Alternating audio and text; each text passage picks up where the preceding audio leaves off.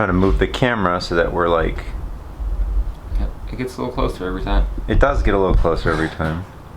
Try to find a nice middle so that we're not crowded on the camera. And I'm still in frame because I'm much taller than you.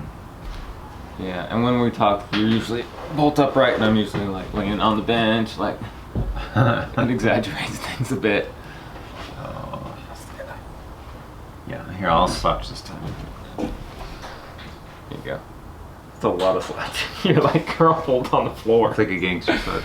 Hi guys. Friends, family, random guy sitting on the toilet scrolling through videos. How's it going? Yeah. Hit subscribe. We're your guys. I'm Christopher. This is Zach. We're Dreamy V. We are still working on an electric powered Vanagon with a Tesla motor. And for that matter, we're still working on the battery box. I think this is episode 4 of the battery box. Maybe the last of the episodes on the battery box with the aluminum, not the wiring. We still got to do that. But we'll lump that in with wiring and everything else. Yeah. Today you will see Christopher turn this into this. We got some fiddly bits to do. We've got some braces to put in these channels to fill that, make it stronger. So come up with some way to mount the BMS battery management system module. Yeah, I got 4 of these around here. Got a lid. We are going to go get a big sheet, the bottom sheet, to cover the bottom of the box at some point. So all of those things need to get done, and they will get done in whatever order best suits our needs at the time, I guess. So, but you'll see it right here in just a minute. All right, so let's jump on into this bad boy because he's gonna be fun.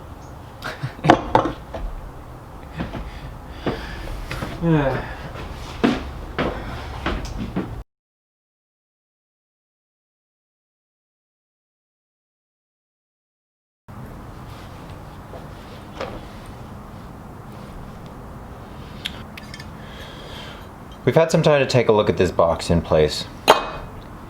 And next to the batteries. And with the switch and how everything's gonna fit. And it's looking like it's gonna meet all of our needs just absolutely perfectly. What I'm gonna continue to do is I'm gonna continue to straighten out these edges so that everything, when it gets welded up, fits flush. And that basically involves going around and checking everything for 90-degree accuracy, accurate height, accurate angles. And so I'm gonna work towards that goal and make some hammering noises.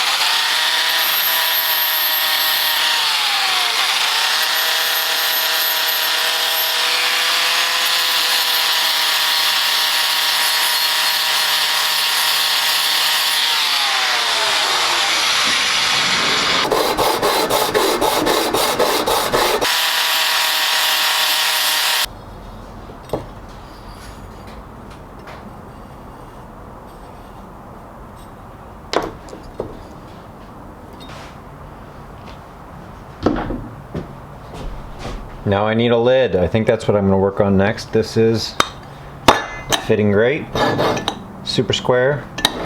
We're ready to proceed. So the next thing I think is the lid. It's going to have a return going down, big old flat surface, and then a hole hooked right in the middle.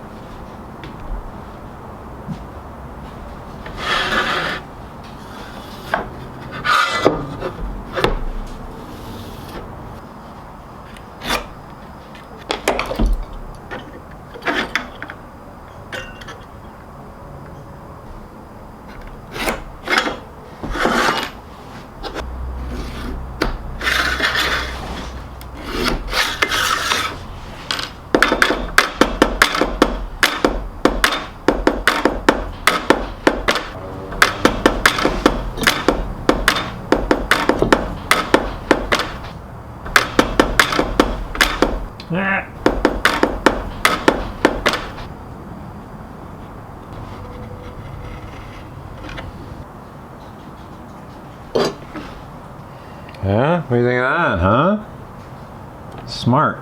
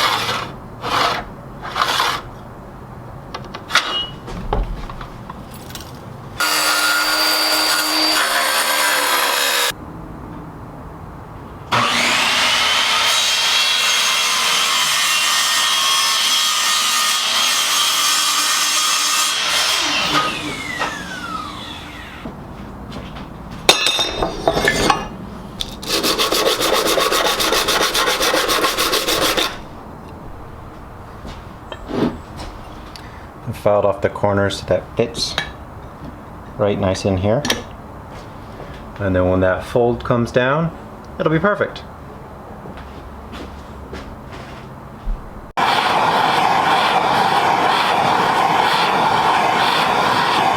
Alright, moment of truth. We have it cut out. It fits the switch. It's ready to be bent. Will it bend?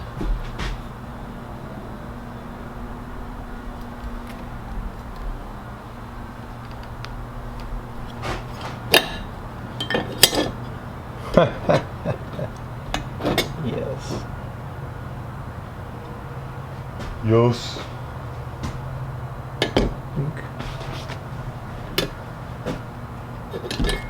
Okay, now we need to liberate some clearances in this general vicinity.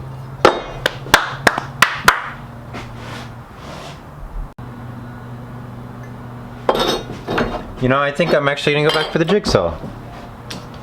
I think that'll work.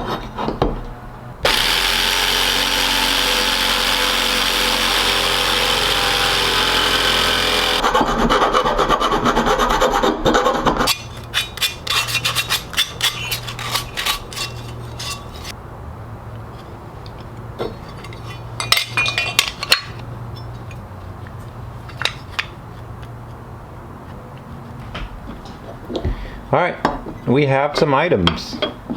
A box that seals the bottom, gives a place for the plate, and houses the switch. That's going to be your view from the bottom. Alright, that bad boy goes like so. Oh, and it sits perfectly flush. By design.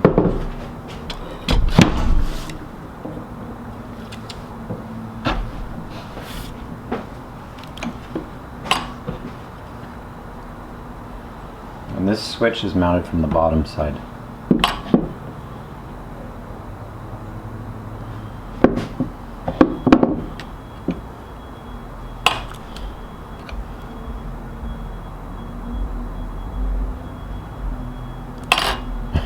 That's fun.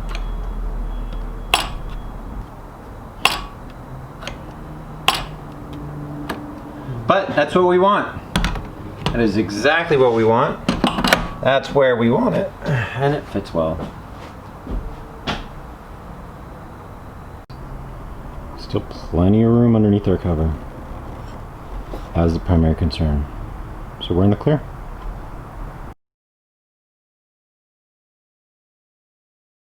So I decided to get started on putting our braces in here.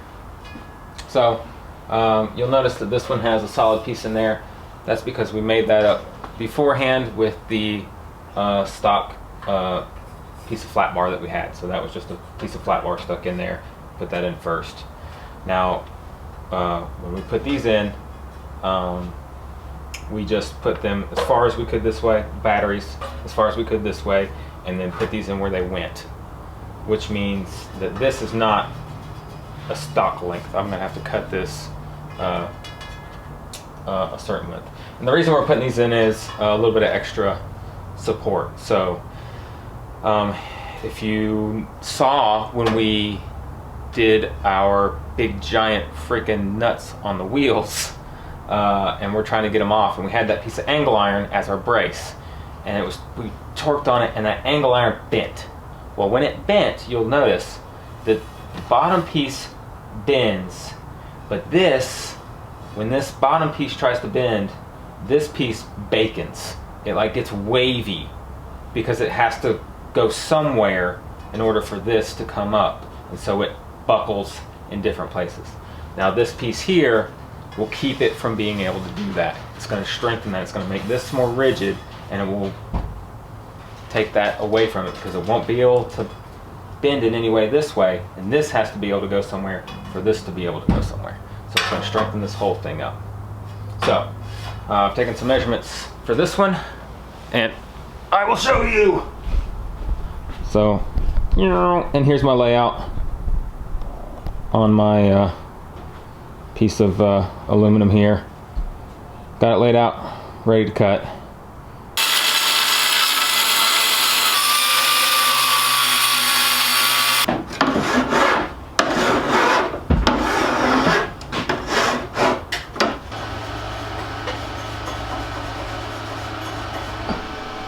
Progress report. Just gotta clean them up, and they're ready for welding.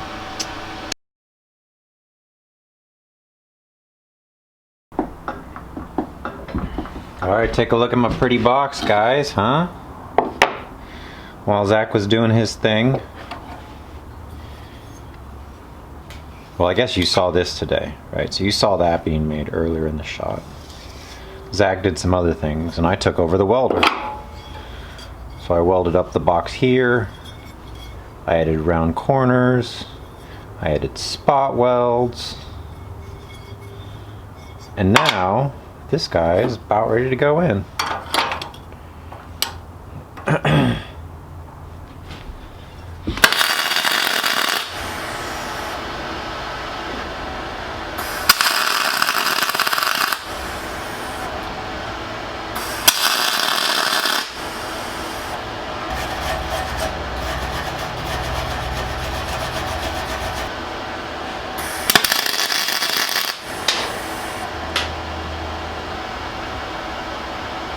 Come look at this, Zach. Seems like it's still cold, but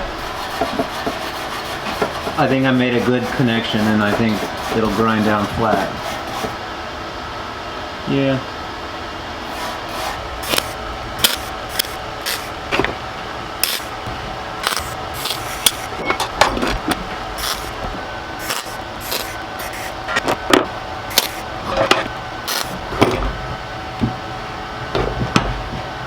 Well, that one missed entirely. Alright, we'll redo that one.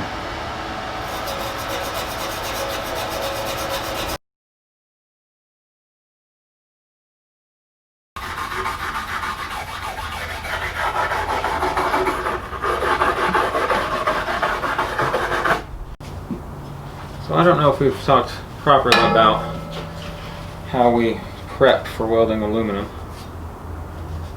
but it's pretty straightforward.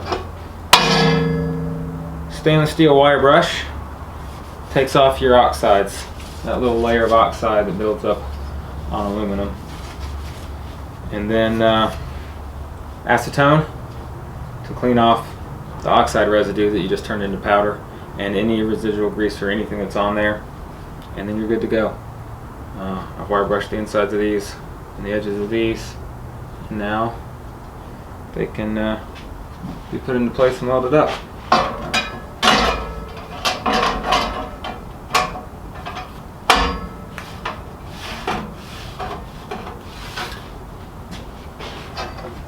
Nice fit. It turned out pretty good. I'm happy with it anyway.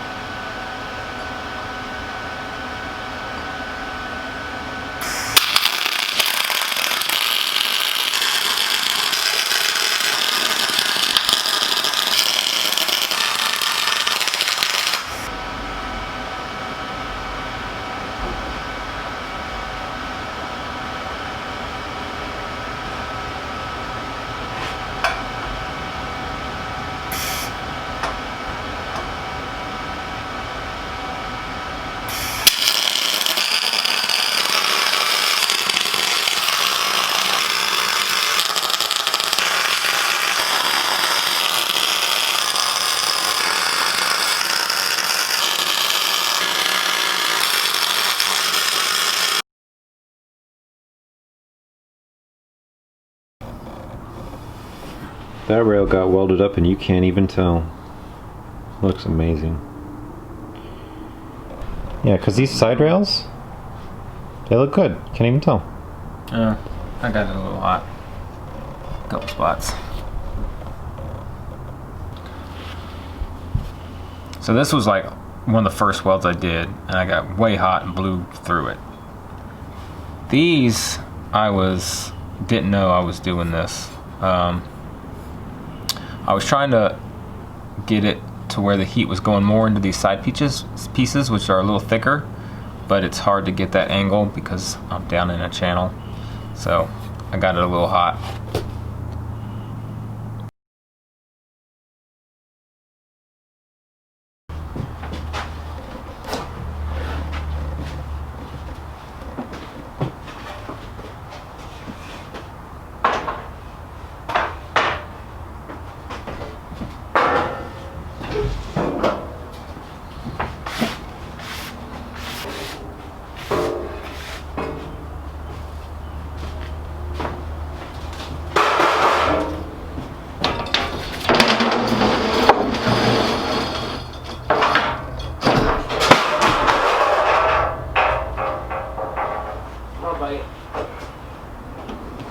That'll be great for the intro. All right, big episode today, Zach.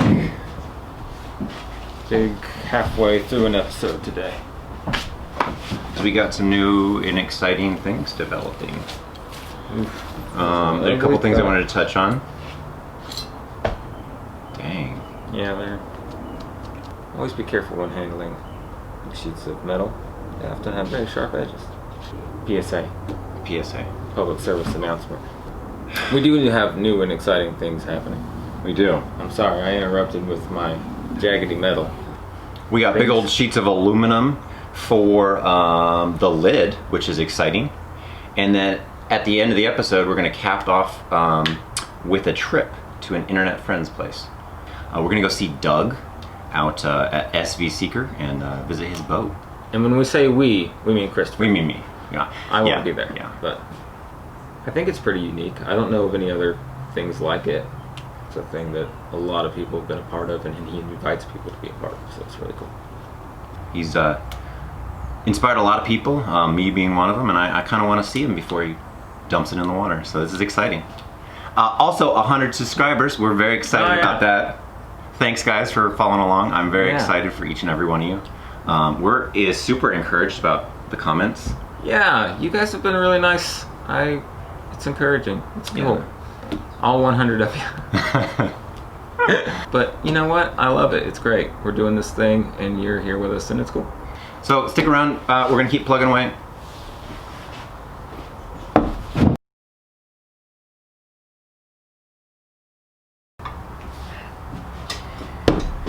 All right, this will be our biggest bend yet. We got the pieces taped down, so they're not going to go anywhere. We got a cutting guide, so it's not going to go anywhere, and we got our saw set up. We're going to run 2 stripes. Anneal it, bend it up.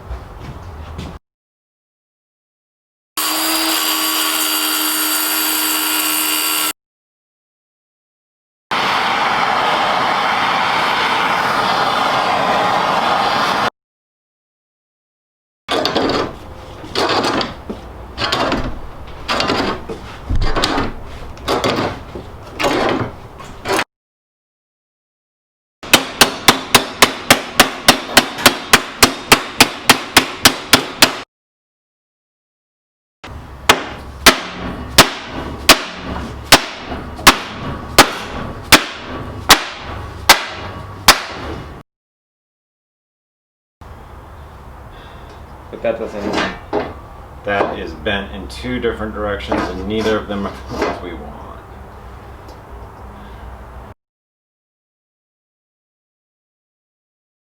Alright guys, I'm out here in Oklahoma. Behind me is SB Seeker. This is a boat that the internet built. Doug has built this thing basically by himself with the help of some very smart people on the internet. And it's been a big inspiration for me, so I figured on our trip we'd like to come out here.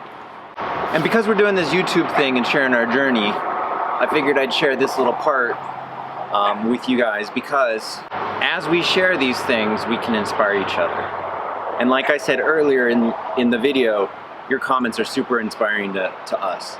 And we're very thankful for that. We were lucky to catch the tour on Saturday, and Doug was very kind to show us the project he's been working on. Throughout the tour, he was quick to acknowledge the contributions of other people to help him get this far. Artists and engineers alike have lent their skills and together created this boat. The central message that I am drawn to the most is empowerment in the creative and constructive process. The belief that you too can do it, whatever that it is. Often, episodes are ended with a question, "What did you make today?" followed by the encouragement to send in photos. So, go check out Doug at SV Seeker. You might like him. And tell him we sent you.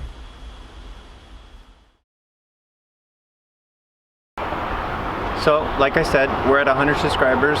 I think it'd be kind of fun to do something nice. I got a hat I'm going to give away. Go ahead and leave a comment in the comments below. Let us know something you've enjoyed over these last few episodes, and we'll pick out a couple and send out something nice to you guys. Once again, thanks everybody.